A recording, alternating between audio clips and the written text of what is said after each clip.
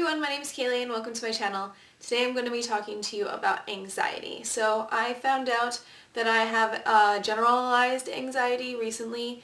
I first went to the emergency room, I think in June of last year, and it is almost April now. So almost a year I've been dealing with severe anxiety, and it pretty much started off with like some symptoms which I want to talk to you about first.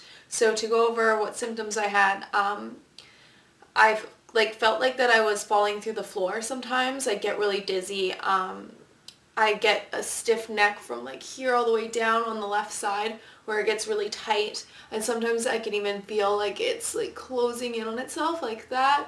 I get what I feel like to be an extra heartbeat, or it kind of feels like if you're falling off your chair, that feeling, and it's like around here. Sometimes I get chest pains, but when I went to the emergency room, I just felt really bad, and what I was actually having was a panic attack. The symptoms get worse and worse, and you feel like you're gonna die. You feel like you're gonna suffocate, or just like your head will explode. I was convinced that I had like a tumor in my brain that was gonna explode and that I would hemorrhage or just like die somehow. This is before I got diagnosed with anxiety, so I didn't know what it was. I also felt like my ears were constantly plugged, so that like must be something wrong with my jaw. And like even saying this stuff out loud, it makes me seem like a hypochondriac, and I think I do have a touch of that, and that is the main root of my anxiety is things to do with health. And the reason why it got triggered really bad last summer was because I had a filling that was too high. Like they didn't shave it down to match my tooth enough, so I couldn't close my jaw, so my jaw really hurt for a couple of days. And of course, whenever something hurts, I go on the internet and I look up what it could be and all those kind of things. So I figured that I had TMJ, and then I freaked out about that. I've had other assorted medical problems, like legitimate medical problems, for the last couple of years. So I think the anxiety of constantly worrying about my health is what just made it slowly build up until the breaking point, until I had to go to the hospital because I was having a panic attack, like I said. Another clue that I had anxiety was I would go to the doctor for things like the clogged ears. I would get them to look inside my ears. They'd say nothing was wrong. I'd have to go to another doctor, and by the time I went to the third doctor and they all said nothing was wrong, I started to believe it, and all of a sudden that pain went away. So that was really, it seems like that would be a good thing, but to me that was really horrifying that it was all in my mind and that I was going crazy, which makes it worse. And these are all the symptoms that I was getting before I went to the hospital. So yeah, I had that panic attack that was really bad, and then I stayed in the emergency room. They checked my heart, they checked everything, because I felt like I was having a heart attack or something was bad was happening. Did blood work, did a chest cavity exam, pretty much like the whole 9 yards. Sent me home. They didn't know what it was. So I went to my doctor and I explained all how I felt super run down, and I thought maybe it could be my thyroid or something like that, because if you check into the symptoms of thyroid, it could kind of be similar symptoms. So I thought that might have been it. And it wasn't. She said I was fine. She said that I had probably had anxiety. And that's when she gave me medication for anxiety. And I'll get into the treatments later on. So yeah. So I also started seeing a counselor, and I went to, with my university, I went to the counseling through that. And I took their like tests of, how you feel and all that kind of stuff. And I scored really high on anxiety, like really high. And I pretty much got diagnosed there with generalized anxiety, which means like you think you're worried about anything. Like for me, there's always something that I have on my plate that I'm worrying about. And then once that's complete, now I think to myself, what's the next thing that I'm going to worry about? What's next? What's like, going through like a chore sheet almost, like what the daily, I would constantly worry about these things. And looking back, even when I was a little kid, I remember like on Sunday night before I had to go to bed worrying about school. Like, this is when I was like 8, like little kid. I would lay in my bed and I wouldn't be able to sleep because I think, did I do my homework? What's it going to be like on Monday? What are the people going to say to me? And I would just conjure up scenarios of things that wouldn't, or I had no idea would happen or not. That constant control issues with me, even when I was a little kid. So I went back to my doctor a couple times, and she gave me really good advice. And she said that this is what stuck with me a bit, is that you can control absolutely nothing in the world. And it's scary to hear that, but it's true. Like, she said, see this candle right here. We could say I could expect it to be there. It's probably going to be there, but 2 seconds from now we could have an earthquake and it could be over there. So really we have absolutely no control over anything, and we just have to be able to let go and just live our lives. And that stuck with me, and it was really hard for me to swallow at first, but that's something that I really thought was helpful.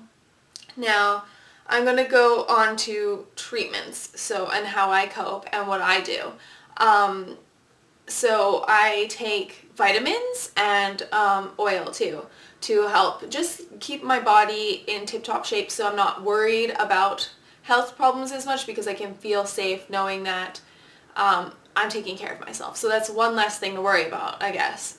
So I take, on my doctor's orders, I take 4,000 milligrams of vitamin D because I don't get any sun, obviously.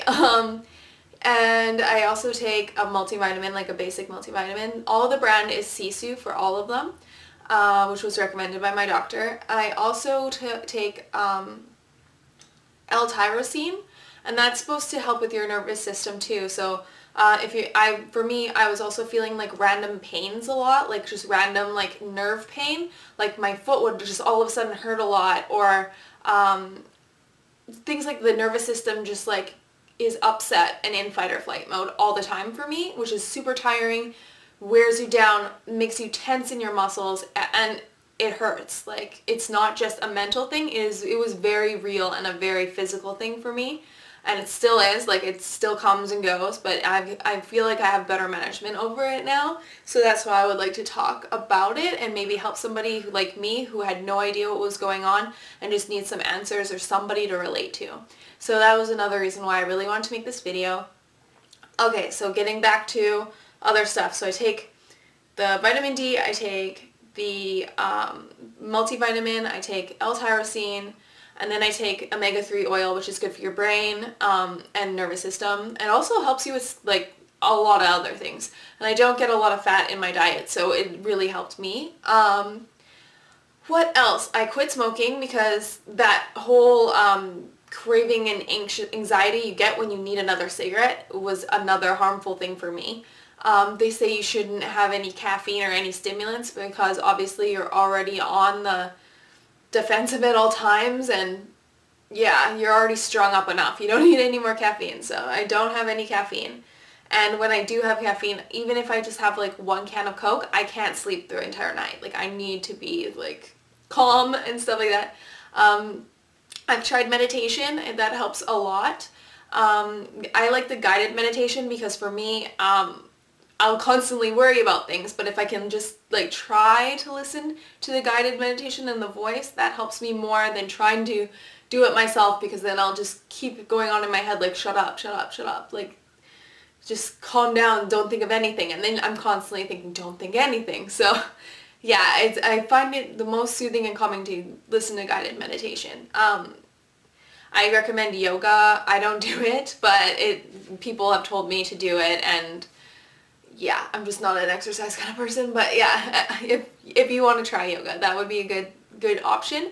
What else did I want to say? Oh yes, about how I deal with it. So I've noticed also, like, when I take public transit or just pretty much leave my house, my face tenses up into a really stupid smile. So I'm constantly like, because I'm so tense, and I have to, and same with my legs, they tense up, and my body tenses up because I don't know, it's just something with anxiety, I guess. So I try to tell myself to tense my muscles and then I try to relax them.